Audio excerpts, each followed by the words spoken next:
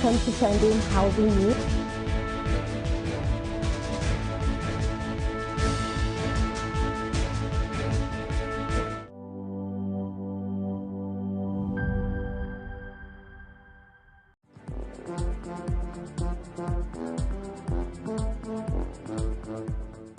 Be a part of the construction revolution as we take you on a voyage of everything building and beyond.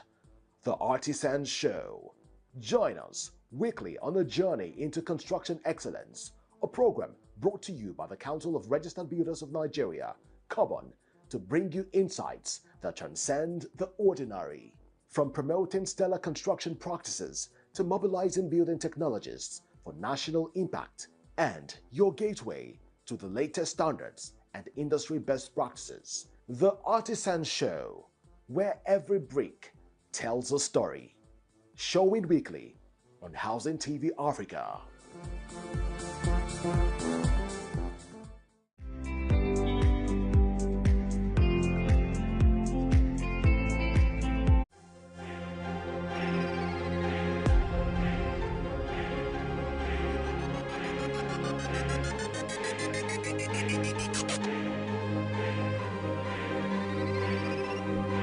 Housing TV Africa, your first in housing news.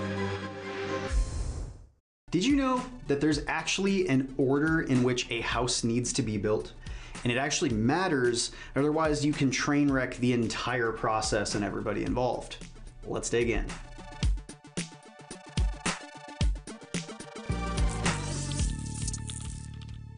So we've all heard phrases like the rough-in or the rough-in inspection or trim out or make ready some people will use. There's all kinds of different terms all over the country for different phases of construction. So I figured I would talk about how a home should be constructed, how they're typically constructed from the very beginning to the end. So if you're a builder or you're maybe a superintendent or something like that, and you're trying to figure out when you should be in to do certain things, or whether you should call people in to do stuff in what order, at least you got some kind of frame of reference of how it's done out in the field by all of us professionals. So the first thing that always gets done to a site is what we call site prep. Site prep is really where they will move earth a little bit. They'll try to flatten a surface and get a building ready. They'll get the site ready for a slab to be poured or for something to go up on pier and beam, but they're just prepping the entire site or the entire property. Usually during this phase, they're going to have all of the MEPs, the mechanical, electrical, and plumbing, in to do all of their underground work. So this would mean getting mini excavators in and digging trenches and getting all of our underground conduit, maybe from like a transformer over on one side of the property, run all the way over to where the service location is going to be. Or for larger homes, you may have multiple different buildings or things. You might have different panels going in different places. So you might actually dig trenches to get power run from one panel over to another panel, to a garage, something like that. Or if you have floor plugs, or if you have an island in your kitchen, all of that stuff, all of that work needs to be done before that slab gets poured, so you don't have to have guys in there just sitting there chipping stuff out with jackhammers or chipping hammers, because that's a ridiculous amount of time wasted when you could have just prepped it all beforehand. So the site prep phase usually is where all of the underground utilities are being brought in so that they can start a slab. The next phase is the slab. This is when you're going to have a bunch of people out there that are going to frame up the structure of the slab. There's going to be a plan, very precise, where everything has to go, how far off the property it needs to go, clear from any trees, things like that. They're going to start putting rebar in as a structure, so once they fill it with concrete, that rebar holds rigidity to the structure, so you can't crack and break all of that concrete once the concrete has cured.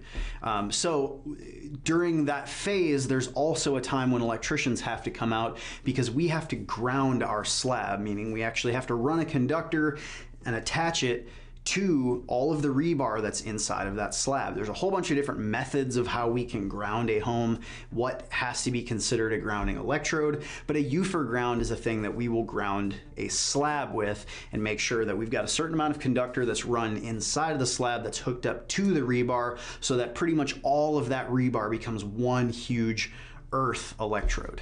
Now, typically at this point, this is where you're going to start bringing in temporary power or temporary utilities. Sometimes you might have temporary water, because if people need to have water on a site and there's no water around, plumbers are going to have to come in and bring some kind of temporary water that can be used for construction. The same thing with the electricians.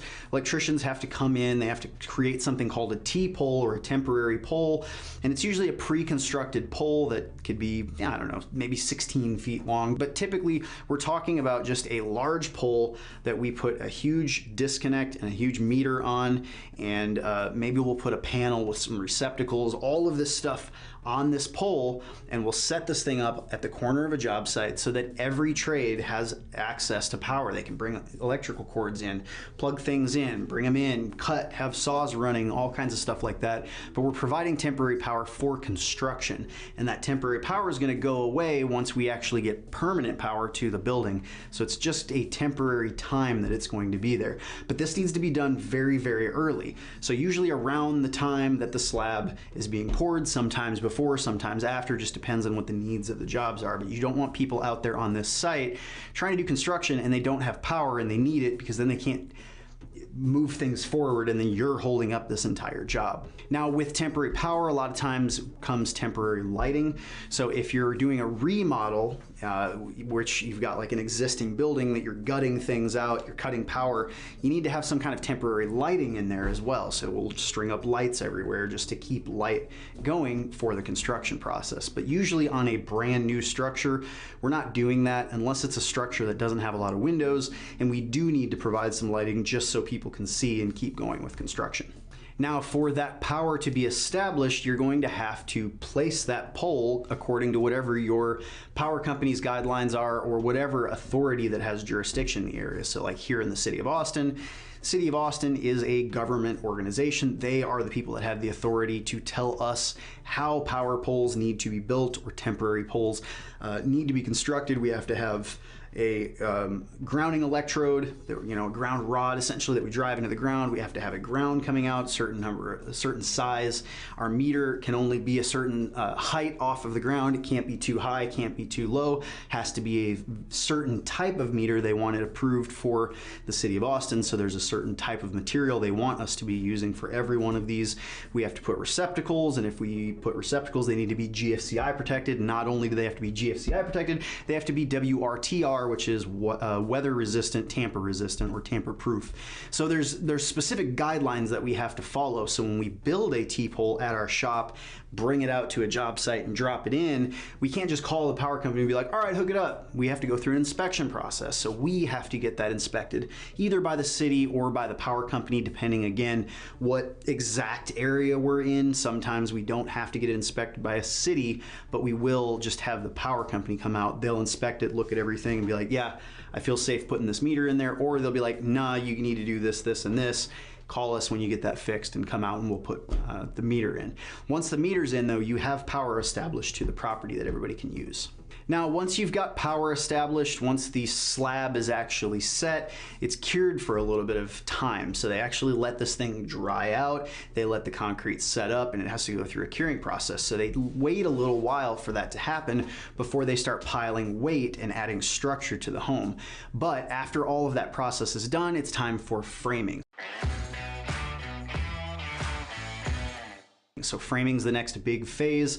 Framing of a house can take a few weeks, it can take a few months, and it can take up to a year. It depends on the type of structure, how big it is, how many things have to happen, how many processes have to go, everything has to go through. There might be some environmental concerns.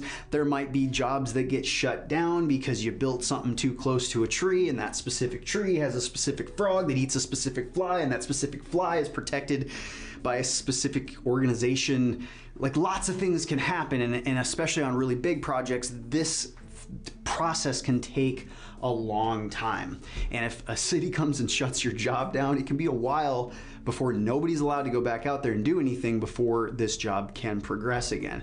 But usually once you get through framing, there's one or two ways it'll go. Either the framers will be allowed to get a framing inspection, and then all of us mechanical, electrical, and plumbing MEPs can come in and begin doing our work, or some places they want you to have all of the MEP stuff installed before you can get an inspection. And at that point, that is when they do the framing inspection and the electrical and the mechanical, HVAC, we call that mechanical, and the plumbing inspection. And they'll do all of them at once. So it just, again, kind of depends on your area.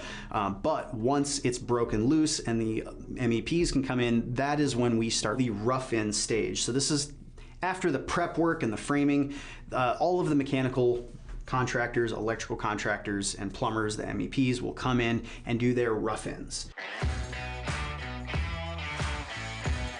So a rough-in is basically where we come in and pre-wire everything. We run everything through walls, through ceilings, so that it can be covered up with drywall at a later date. Now, typically, my rule of thumb is if we have plumbing that needs to be done, if we have HVAC that needs to be done, I like to wait until all of that stuff's done, because I don't want to wire a bunch of stuff and then some mechanical contractor comes through, cuts wires, or like smashes our can out of the way to put up their air duct, or a plumber like runs something through, you know, breaks our stuff in any way, damages our wiring system. I just don't want to mess with any of that. I know that I'm going to be a lot more careful. I'm going to be a lot more respectful of the other trades than a lot of other people are. So I like to wait till all that stuff's in, so I know, like, okay, this is where everything needs to go. And if I have to do like a lighting layout in a ceiling, I want all of the ductwork done. I want all the vents set. So that way, if there's an issue, I can tell the builder, like, hey, I have all these lights. This is the only way these lights will lay out because we have framing constraints to think about.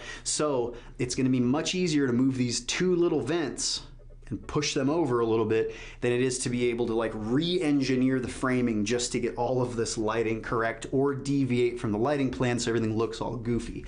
So I just like to wait for the end, then I like to come in and start doing all of my wiring. Now, when you come in to do wiring, there's different stages that the framing can be in, and it's okay. A lot of times, if the framing inspection didn't have to be complete for you to come in, they're going to do it after. You'll have a lot of things that are undone. You might have chases that are not finished being built. You might have some framing that's not completely finished. You might have stairwells that are being like custom built in a lot of these bigger homes that we do. So there's still a lot of framing that might not be done, but generally you should have all of the outside of the house wrapped. So they'll have green board put up. They'll have a moisture barrier, which is usually like black plastic, or it can be a bunch of different colors, but it's just this kind of like plastic paper stuff that acts as a moisture barrier, and they wrap the entire house with it so that moisture doesn't seep into the wood when it rains. But typically all that stuff's going to be done. A lot of times you'll have the windows already put in, maybe not all of them, but most of them. Probably won't have any exterior doors put in. Usually it's just the window.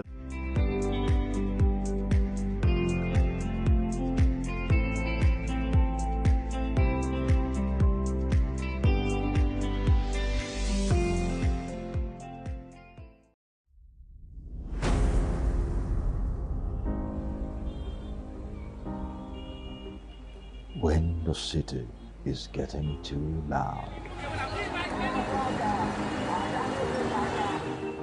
you need a home.